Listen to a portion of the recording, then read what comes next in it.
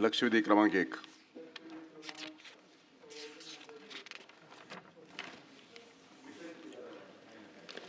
सभापती महोदय, सातारा जिल्हा मध्यवर्ती बँकेच्या संदर्भामध्ये आणि महाबळेश्वर वाडी विविध कार्यकारी सहकारी सेवा सोसायटी या संदर्भामध्ये ही लक्षवेधी आहे. मंत्री महोदय, जिल्हा मध्यवर्ती बँका ह्या खऱ्या अर्थानं विकास सोसायटीला कर्ज देत असतात. विकास सोसायटी खाली सभासदांना कर्ज देत असते. परंतु सातारा जिल्हा मध्यवर्ती बँकेचा एकंदरीत जर कारभार बघितला तर आंधळं दळतं आणि कुत्रं पीठ खातं अशा पद्धतीचा त्या बँकेचा कारभार आपल्याला दिसून येईल.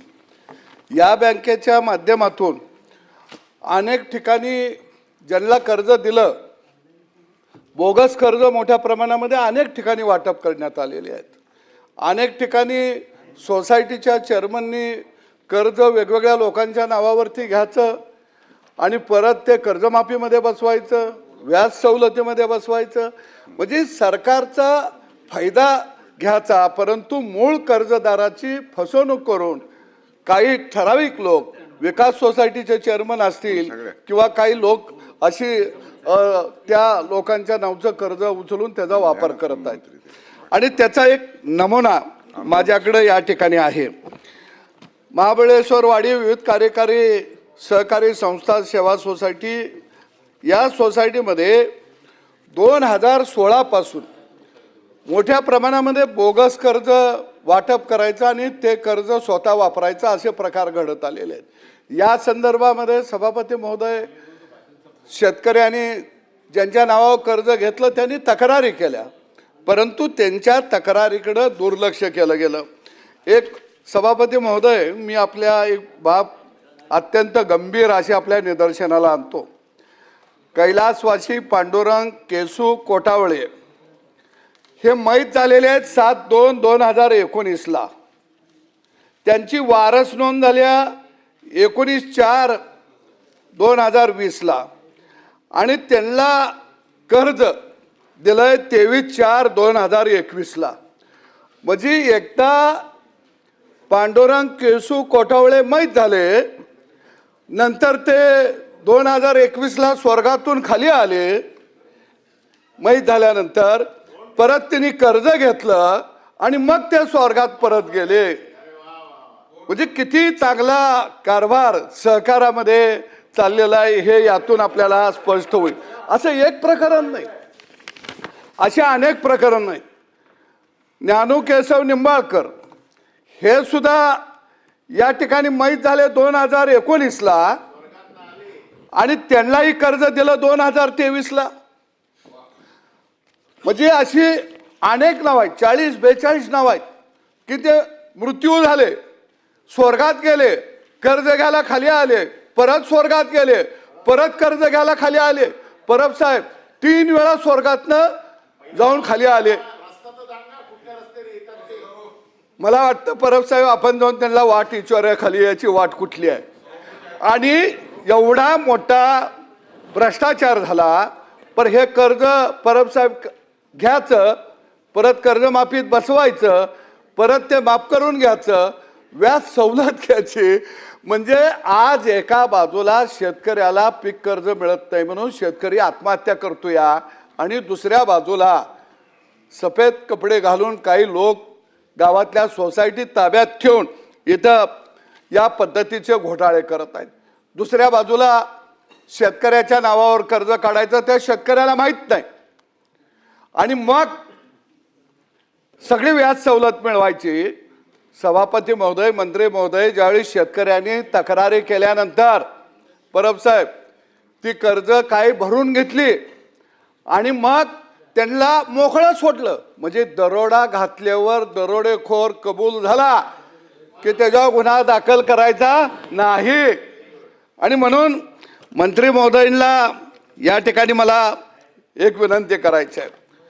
या महाराष्ट्रातली सहकार चळवळ जर आपल्याला टिकवायची असेल, निकोप चालवायची असेल, तर या सहकार चळवळीमध्ये अशा काही घटना घडत आहेत. या खऱ्या अर्थानं सहकार चळवळीला कुठंतरी आपण काळीमा फासतो का काय अशी परिस्थिती तयार झालेली आहे. आणि म्हणून या प्रकरणामध्ये कोण आहेत? सोसायटीचे चेअरमन अनिल देसाई हेच व्हाईस चेअरमन होते. दुसऱ्या बाजूला बँकेचे MD, DDR, AR ह्या सगळ्यांना माहिती आहे. या सगळ्यांनी चौकशा केल्या. चौकशीमध्ये काय सांगितलं गेलं? त्यांनी पैसे काही लोकांनी भरले. अरे पैसे भरले म्हणजे गुन्हा माफ झाला का? गुन्हेगारानं चोरी केली आणि पैसे पकडल्यावर भरलं तर गुन्हा माफ करणार आहे का आपण? आणि म्हणून बँकेचा MD हा यातला मुख्य सूत्रधार आहे. त्याने खऱ्या अर्थानं त्यावेळी कारवाई करायला पाहिजे होती. आणि म्हणून MD वरती FIR दाखल झाला पाहिजे. दुसऱ्या बाजूला त्यावेळेचे DDR कोण असतील मंत्री महोदय, AR कोण असतील ते निलंबित झाले पाहिजेत. त्यांच्यावरती FIR दाखल झाली पाहिजे. कारण त्यांनी शासनाला फसवलेलं आहे, शासनाच्या योजनांचा लाभ घेतलेला आहे आणि खरे लाभधारक तिथं वंचित ठेवलेले आहेत.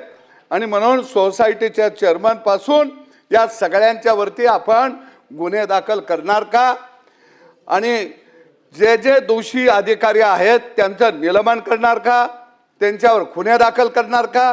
कारण एका बाजूला उत्तरामध्ये तुम्ही कबूल केलंय की होय हे घडलेलं आहे, पण आम्ही ते पैसे वसूल केलेले आहेत. काही लोकांच्याकडनं येणं आहे.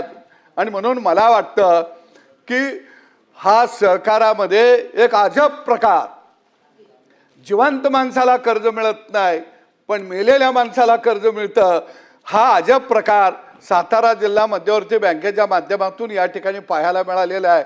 आणि सरकारनं याची सखोल चौकशी तर करावी, परंतु पहिल्यांदा यांच्यावरती आपण गुन्हे दाखल करणार का आणि हे अधिकारी निलंबित करणार का, या संदर्भामध्ये आपण काय कारवाई करणार आणि ती करावी अशी मी आग्रहाची भूमिका या ठिकाणी मांडत आहे. धन्यवाद.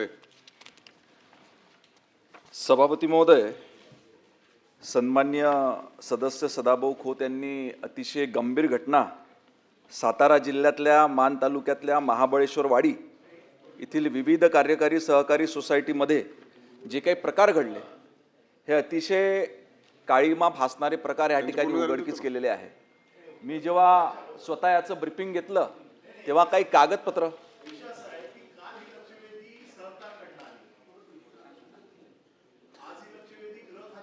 अनिलजी, पण योगायोगानं दोन्ही याचा मी राज्यमंत्री आहे. सहकारी माझ्याकडे आहे आणि गृह माझं दोन्ही सहकार पण माझ्याकडेच आहे.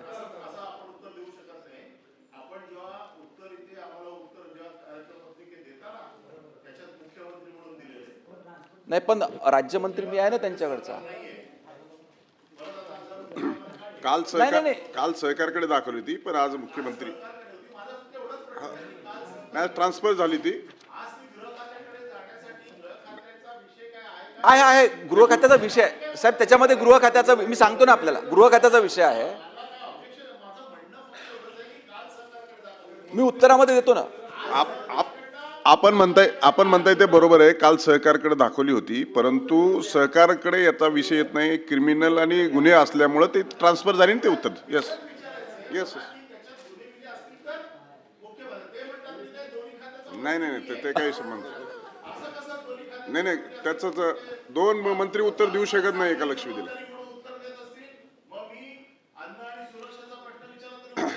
लक्षवेधी एकाच खात्याची आहे आणि ती चुकून दुसरीकडे गेली होती, ती ट्रान्सफर झाली आणि त्यानुसार होम उत्तर देत आहे.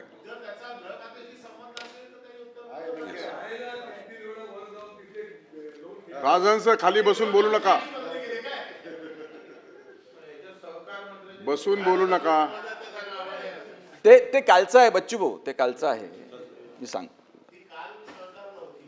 मला असं वाटते झालेली घटना जास्त, माझी विनंती आहे परब साहेब, ही घटना प्रचंड गंभीर आहे. आपण थोडं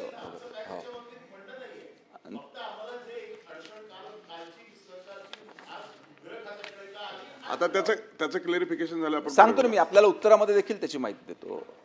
जी ही सातारा जिल्ह्यातली मान तालुक्यातली महाबळेश्वर वाडी म्हणून जी विविध कार्यकारी जी संस्था आहे, या ठिकाणी सदाभाऊ खोत यांनी सांगितल्याप्रमाणे खरोखर आशिषजी जे मयत व्यक्ती आहे त्यांच्या नावानं आपण कर्जमाफीचे जे कर्ज मंजूर करतो ते कर्ज मंजूर करण्यात आले, खोटे कागदपत्र जोडण्यात आले. त्यांनी सांगितल्याप्रमाणे मी जेव्हा ब्रीफिंग घेत होतो काही कागदपत्र माझ्याकडे देखील आले. त्याच्यामुळं या बनावट स्वाक्षऱ्या देखील त्या ठिकाणी करण्यात आल्या काही ठिकाणी. या संदर्भात 22 जून 2006 रोजी मसवड पोलीस स्थानकात त्या ठिकाणी तक्रार करण्यात आली. अनिलजी, आपण जे म्हणता ना की गृह विभागात कशी आली, तर हे ज्या प्रकरणाची तक्रार मसवड पोलीस स्टेशनमध्ये त्या ठिकाणी करण्यात आली. परंतु दुर्दैवानं आता त्या ठिकाणी काय प्रकार घडला माहीत नाही, पोलीस प्रशासनाच्या वतीनं देखील त्या ठिकाणी काहीच करण्यात आलं नाही. एकीकडं महाराष्ट्रातला शेतकरी याला संकटातून बाहेर काढण्याकरता आपण सर्व मंडळी, सरकार त्या ठिकाणी आपण जवळजवळ 3 वेळा कर्जमाफीची योजना त्या ठिकाणी आणली आणि दुसरीकडं त्याच्यामध्ये जास्तीत जास्त लाभार्थी झाले पाहिजे हा आपला प्रयत्न असतो. आणि दुसरीकडे मात्र काही मंडळी अशा पद्धतीनं, चुकीच्या पद्धतीनं, एका याच्यामध्ये तर सोसायटीच्या चेअरमनच्या मयतच्या आईच्या नावावर देखील कर्ज उठल्याचं त्या ठिकाणी निदर्शन. मग सोसायटीच्या चेअरमनना स्वतःच्या आईची जी मयत झाली आहे तिच्याही नावावर त्या ठिकाणी कर्ज उचलण्यात आलं. त्याच्यामुळे हे संपूर्ण प्रकरण अतिशय गंभीर आहे. ह्या संदर्भात AR, DDR, बँक, कारण जिल्हा मध्यवर्ती सहकारी बँक यांनी विशेष काही कार्यवाही केल्याचं त्या ठिकाणी दिसत नाही. आज या ठिकाणी AR आणि DDRला तर तातडीनं निलंबित करण्यात येते, परंतु पोलीस प्रशासनाकडे ही तक्रार येऊन आतापर्यंत पोलीस प्रशासनानं काही केलं नाही. तर पोलीस प्रशासनाला देखील सूचना देण्यात येते की 1 आठवड्याच्या आतमध्ये याची चौकशी करून संबंधित जे कोणी दोषी असतील, कारण सदाभाऊंनी सांगितल्याप्रमाणे बँकेचे MD, बँकेचं व्यवस्थापन देखील याला त्या ठिकाणी कारणीभूत आहे, त्यांची देखील चौकशी करण्यात येईल. सोसायटीचे अध्यक्ष जे ह्या पद्धतीचं चुकीचं कर्ज वितरण त्या ठिकाणी केलं, पोलिसांना देखील निर्देश देण्यात येते की 7 दिवसात चौकशी करून दोषींवर त्या ठिकाणी गुन्हे दाखल करण्यात यावे. आता एवढं उत्तर दिलं तर अपेक्षित आहे मंत्री महोदयाकडून का हे कर्ज वाटप आपण बँकेनं सोसायटीला केलं का सोसायटीनं शेतकऱ्याला केलं? त्याचं उत्तर मला वाटतं सोसायटीनं हे शेतकऱ्याला कर्ज वाटप केलेलं आहे आणि मग सोसायटीला आपण काय करतो, बँक सोसायटीला कर्ज देतो आणि सोसायटी मग शेतकऱ्याला कर्ज देतो. त्याच्यानं मला एक आपल्याकडून उत्तर अपेक्षित आहे का जर सोसायटीनं कर्ज वाटप केलं असेल तर जबाबदारीमध्ये MD कसा येतं किंवा अध्यक्ष कसा येतं हे नॉलेजसाठी, माहितीसाठी मला पाहिजे.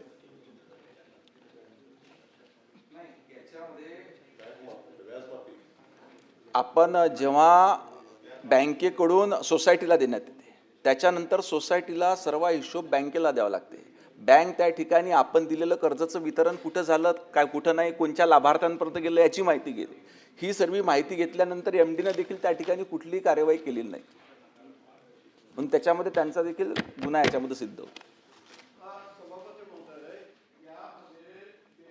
शेतकऱ्याने बच्चूभाऊ कर्जदाराने सहाय्यक निबंधाकडे तक्रार केलेली होती, बँकेकडे तक्रार केलेली होती, त्याची दखलच त्यांनी घेतली नाही.